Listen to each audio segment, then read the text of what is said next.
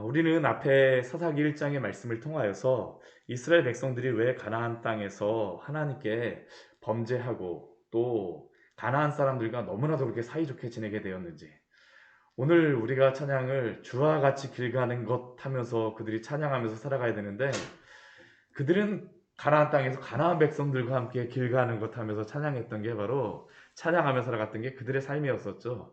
그리고 왜 그들이 그렇게 살아갔는지 그 이유를 보았었습니다. 그들은 가나안 땅에서 어느 정도 성공했습니다. 실제로 많은 전쟁에서 승리했습니다. 그리고 그 전쟁의 승리를 통하여서 그들은 가나안의 여러 백성들을 정복하게 되었고, 또한 그들을 수하로 부리게 되었습니다. 그 노동력을 사용할 수 있게 되었습니다. 근데 문제는 무엇이었을까요? 하나님께서는 그들을 진멸하고 그들과 언약을 맺지 말라라고 말씀하셨음에도 불구하고 이러한 상황은 그들에게 부유한 삶을 살게 하였습니다. 윤택하게 하였고, 오히려 그들은 그러한 상황들 때문에 결론적으로 보니까 그들은 어떡할까요? 우리가 이렇게 행동하는 게 훨씬 지혜롭구나. 이게 바로 좋은 선택이었구나. 성공이라고 그들은 판단한 겁니다. 그러나 그것은 그들에게 무엇이었을까요? 거짓 성공이며 거짓 평안입니다. 실제로 그들이 행한 것은 무엇이었냐? 하나님 대신에 신앙의 모조품들을 하나님처럼 여기며 선택한 게 바로 그들의 모습입니다.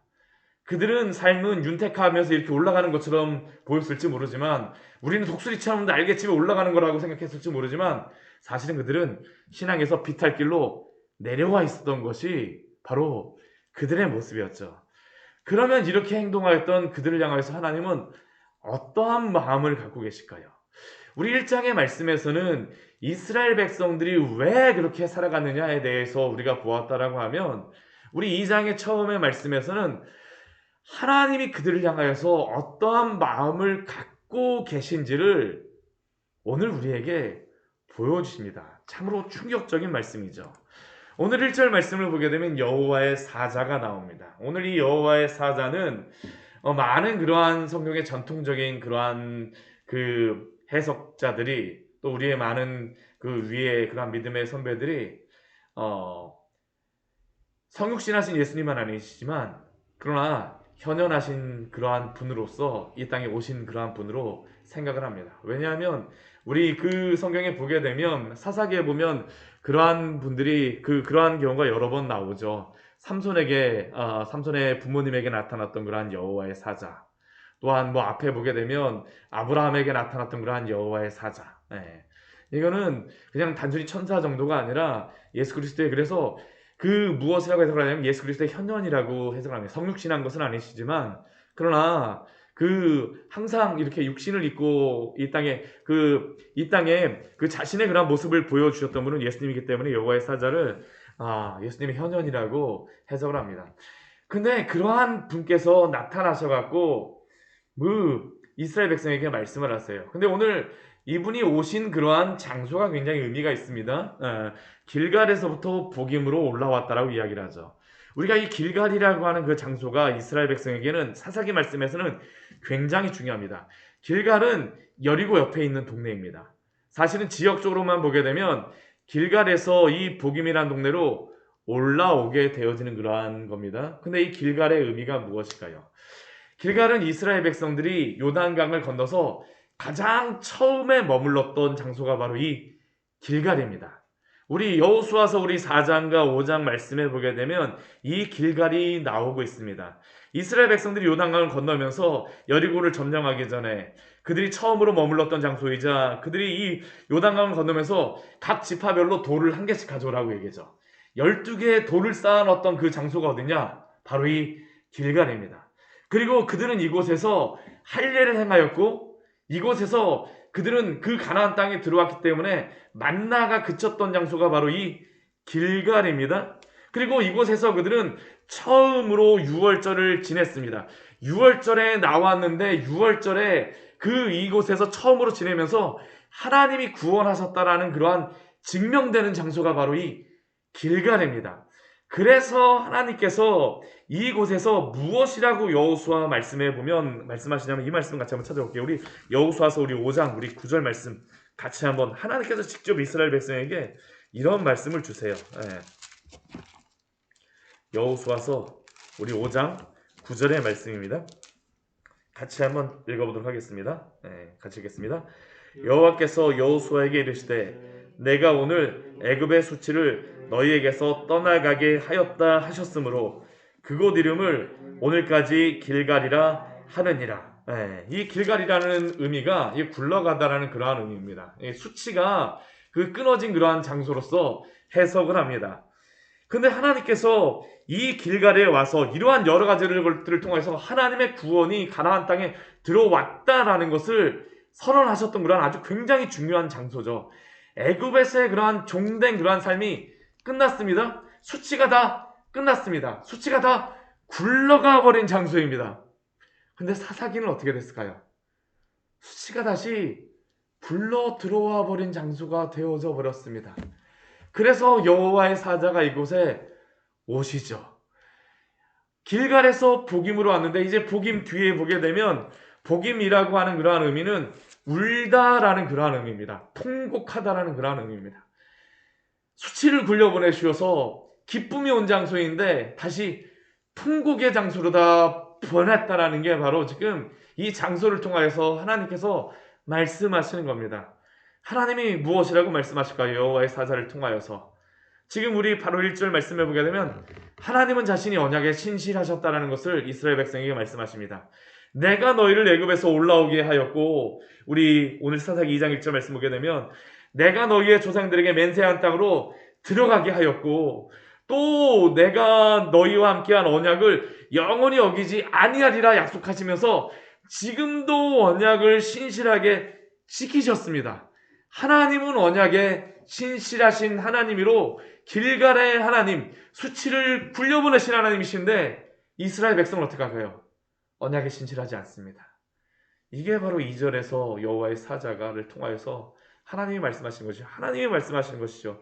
무엇이라고 그들에게 말씀하십니까? 너희는 이 땅의 주민과 언약을 맺지 말며 그들의 재산을 헐라라고 명령하였는데, 하나님은 당신의 언약에 대해서 신실하셨는데 그들에게는 이런 것들을 하지 말라라고 말씀하셨음에도 불구하고 그들은 어떻습니까? 너희는 내 목소리를 듣지 아니하였으니 어찌하여 그리 하였느냐. 그들은 하나님의 언약을 헌신짝처럼 내버렸죠. 이게 바로 그들이 처해 있는 그러한 상황이라는 겁니다. 왜 그들이 그렇게 행하였습니까? 우리가 앞에서 보았던 것과 같이 그들은 이 하나님의 그 은혜와 여호와와 동행하였던 그 광야의 그러한 것들을 싹 잃어버렸죠. 그들이 이 가나안에서 얻은 그 성공에 취하여 버린 것입니다. 이렇게 하면 성공을 하는데 얼마나 좋아. 아유, 왜 이렇게 말씀하셔갖고 우리한테 힘들게 하시는 거야. 사실은 그들은 오히려 하나님께 대하여 질문하였죠. 우리가 언약에 신실하지 않았던 것이 지혜로운 것이다. 네, 하나님은 그게 아니라는 겁니다. 너희는 길갈에서 복임으로 변하였다는 겁니다. 이 복임이라고 하는 장소가 어디냐? 정확하진 않습니다. 그러나 추정하기는 어디로다 생각하냐면 베델로다 생각합니다. 하나님의 집. 하나님의 집이라고 하는 그 장소가 울음의 장소가 되어졌어요. 왜 이 베델이라고 생각하느냐? 이 베델은 어제도 제가 잠깐 말씀드렸지만 야곱과 관련이 있는 그러한 장소입니다. 하나님의 그 사다리를 보았던 장소죠. 도망가면서. 그리고 그가 그 사다리, 그곳에 하나님의 사다리를 보고 나서 하늘에서 오르락 내리락 하는 그런 천사들의 모습을 보고 나서 내가 하나님께서 다시 돌아오게 하시면 이곳에다가 제단을 쌓고 하나님께 예배하겠습니다라고 그가 하나님께 약속하였던 장소가 그 베델이었습니다. 근데 우리가 창세기 말씀을 보면 야곱이 어떻게 하나요? 베델 바로 앞인 세겜에 머물러 버립니다. 그곳에서 땅도 사고 자식들과 함께 아주 잘 지내요. 근데 어떤 일이 벌어집니까? 그의 딸이었던 디나가 나갔다가 추행을 당하는 일이 벌어지게 되어지죠. 그리고 그의 아들들은 세겜에 있는 그 세겜 사람들을 할 일을 행하라고 하선 무참히 막 죽입니다. 야곱이 얼마나 두려웠는지 모릅니다. 그때는 그 고엘 그러한 게 있기 때문에 그 주변 사람들이 그러한 이야기를 듣게 되면 다 와서 그 야곱의 집안을 다 그냥 죽이는, 이거는 살육을 당하는 겁니다. 야곱이 그렇게 그 사람들에게 원수 갚았다고 생각하지만 아들들은 그 원수 갚았다고 생각할지 모르지만 야곱은 거기에서 이제 죽은 목숨입니다. 근데 하나님께서 어떻게 하세요? 야곱의 이 베델의 언약을 생각나게 하십니다. 야곱이 베델로다 올라오게 되죠. 그리고 그곳에서 자신이 가졌던 그러한 모든 우상, 목걸이, 장신구들 다 내려놓고 회개하게 되어집니다. 근데 거기서 이 회개로만 끝나지 않습니다. 울음이 그때에도 있었어요. 왜 울었었냐 하면 그 자신이 야곱의 어머니였던 리브가의 그러한 유모 드보라가 그곳에서 죽게 되어지죠. 그리고 상수리 나무 밑에다가 그 드보라를 묻고 나서 그 상수리 나무를 무엇이라고 얘기하냐면 알론 바굿이라고 이야기합니다. 알론이라는 게 상수리 나무라는 의미고 바굿이 바로 오늘 복임입니다. 통곡의 상수리 나무. 그곳에서 그들이 큰 울음을 울고 있는 것이죠. 그러나 오늘 보게 되면 하나님이 그들에게 나타나셔서 큰 울음을 울게 하시는 겁니다. 이러한 말씀들을 하세요. 우리 3절 말씀을 보면 또 그들에게 무엇이라고 말씀하십니까? 그러므로 내가 그들을 너희 앞에서 쫓아내지 아니하려니 그들이 너희의 옆구리에 가시가 될 것이며 그들의 신들이 너희에게 올무가 되리라. 더 이상 이제 쫓아내지 아니하겠다. 그들은 그게 지혜로운 거라고 생각했지만 이제 사사기의 말씀은 무엇일까요? 실제로 그들이 쫓아내지 않은 이 가나안 백성들이 그들에게 옆구리에 가시가 되어지는 그런 말씀이 바로 이제 사사기의 말씀입니다.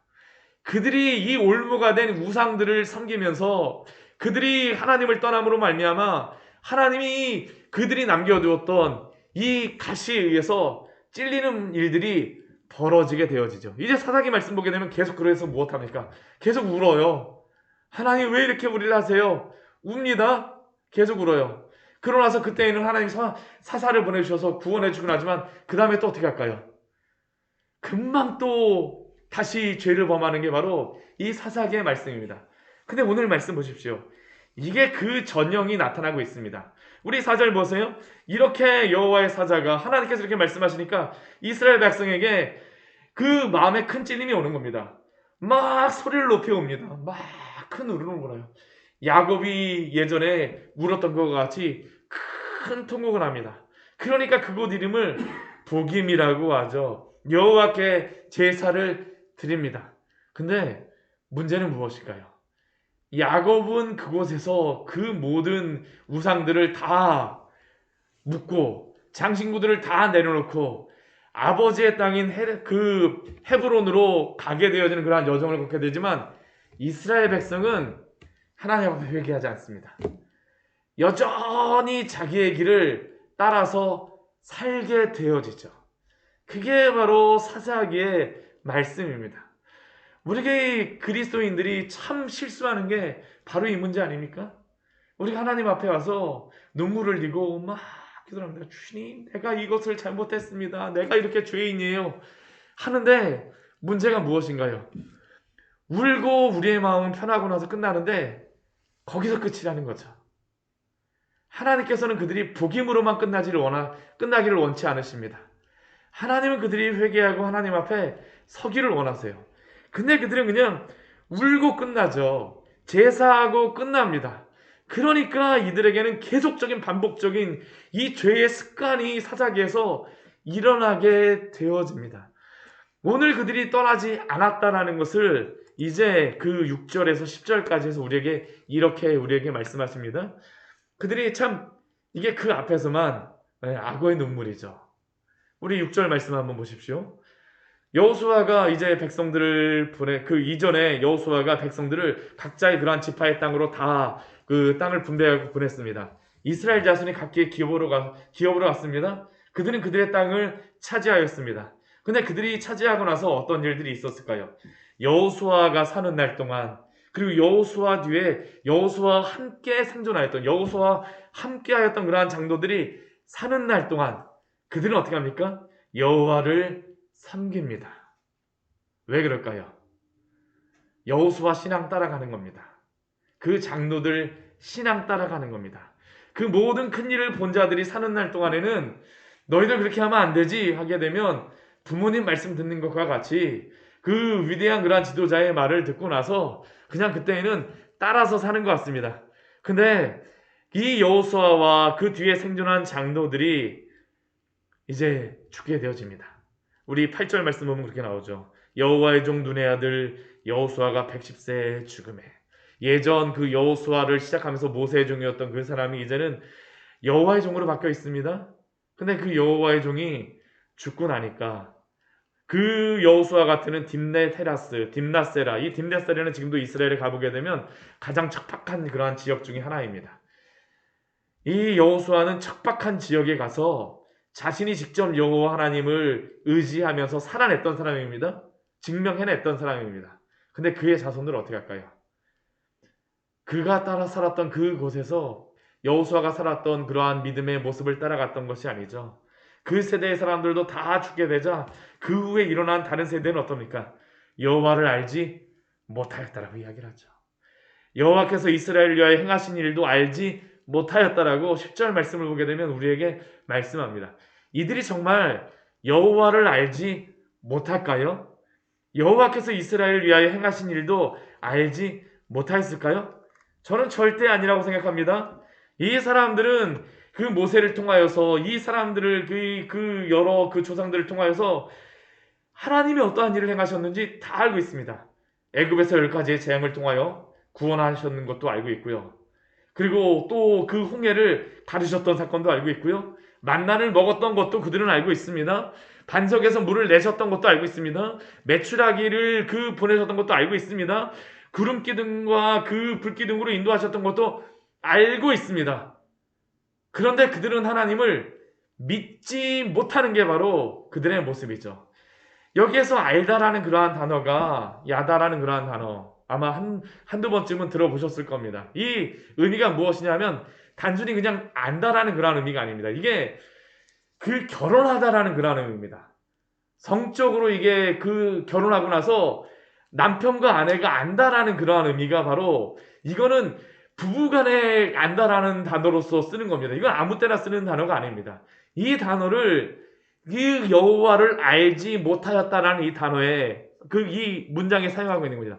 그들은 하나님에 대하여서 지식적으로는 누군지를 알고 있었으나 실제로 체험적으로는 하나님이 누구신가를 알지 못하였다라는 것이죠.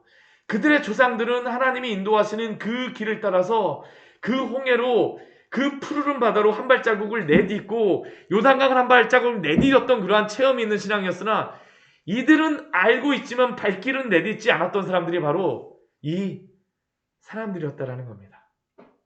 근데 사실은 이 문제가 오늘 우리에게 일어나고 있는 그러한 문제가 아닙니까? 현대 교회의 문제, 우리 한국 교회의 문제가 바로 이것이죠. 교회가 부흥하면 좋다라고 이야기를 하고 많이 차면 좋다라고 생각을 하고 우리는 교회만 나오면 어떤 수단과 방법을 가리지 말고 교회만 나오면 된다라고 합니다. 물론 많은 사람들이 교회를 나와야 됩니다. 근데 우리가 놓쳤던 것이 무엇입니까?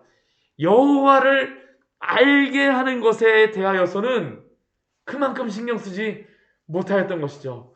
환경을 갖춰주게 되면 이 여호수아와 그 장로들은 그 땅을 얻을 수 있도록 다 만들어 주었습니다. 만들어 주었어요. 그 지파들이 살아갈 수 있도록 땅을 분배했습니다. 전쟁에 승리할 수 있도록 알려주었습니다.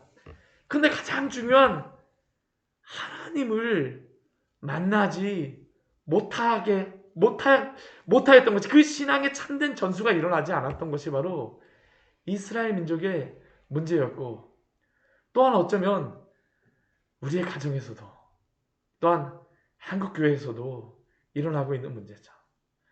지금 이제 코로나가 끝납니다. 위드 코로나. 많은 교회 목사님들이 코로나가 끝나면서 30% 나와서 예배 드릴 수 있다라고 성도님들한테 이야기하였음에도 불구하고 30%가 채워지지 않아서 목사님들이 참 고민하는 분들의 이야기를 듣습니다. 왜 그럴까요? 하나님을 못 만난 거예요. 예수 그리스도를 경험을 못한 거죠. 체험적인 신앙이 없는 것입니다. 우리가 예수님을 안다라는 것은 무엇입니까? 결코 지식적인 것이 아니지 않습니까? 실제로 만나는 그러한 은혜, 우리의 교회에서 또한 우리의 가정에서 이것을 가지고 우리가 기도해야 될 줄 믿습니다. 나의 신앙이 아닙니다. 부모의 신앙으로 교회를 다니고, 아내의 신앙으로 교회를 다니고, 남편의 신앙으로 교회를 다니고, 친구의 신앙으로 교회를 다니고, 형제의 신앙으로 교회를 다니는 것들은 그것만으로는 충분하지 않다라는 것이죠. 이제 위드 코로나와 진행되라고 하면서 어쩌면 지금 이제 우리 한국교회가 지금까지 어떻게 하나님 앞에서 이 일들을 하였는지를 이제 점검받는 시간이 왔습니다. 코로나 기간도 그렇죠. 바로 지금도 이제 이것을 점검받을 때가 왔습니다. 우리는 어떻게 행하였습니까? 우리의 자녀들에게도 바로 이 문제가 아닙니까? 우리 교회도 바로 우리 교회가 바로 맞닥뜨리고 있는 그러한 문제죠. 광야의 샘교회도. 하나님께서 정말로 이 교회를 통하여서 또한 우리 가정에서 한국교회 안에서 주 예수 그리스도를 깊이 만나는 그러한 은혜가 있기를 오늘 기도하여 주십시오. 오늘 우리에게 이 자리를 보내주신 이유인 줄 믿습니다. 같이 기도하도록 하겠습니다. 하나님 아버지,